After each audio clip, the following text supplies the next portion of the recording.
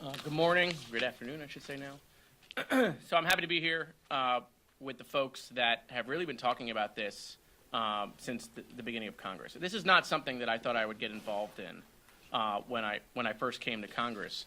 But quite frankly, the reason why I got involved is as we started asking questions, legitimate questions, the pushback we got is what interests me. Every time we pulled a thread and we stumbled on something, it seemed that we would get stonewalled. And so, you know, NASA has stated that the term UAP does not necessarily imply extraterrestrial origin, which means we could be making these things domestic.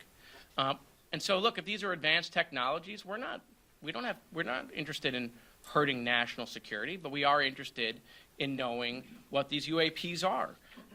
You have the All-Domain Anomaly Resolution Office that was in the NDAA in 2022.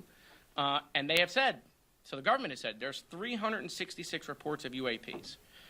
A number of them they will not classify. They cannot explain to us. Some they say are weather balloons, some they say is clutter, some they say are other anomalies, but then there are a bunch that they don't explain.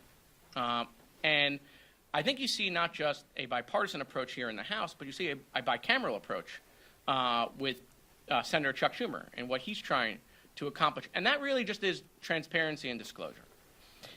I think the American people have a simple question, which is if none of this exists, if this is all false, why at every turn are there people trying to stop the transparency and the disclosure?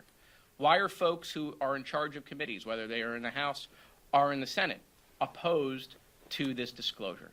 And it's that point alone that piques the interest, right? And that's really what we're about. This is not about whether there are aliens or there are not aliens, right?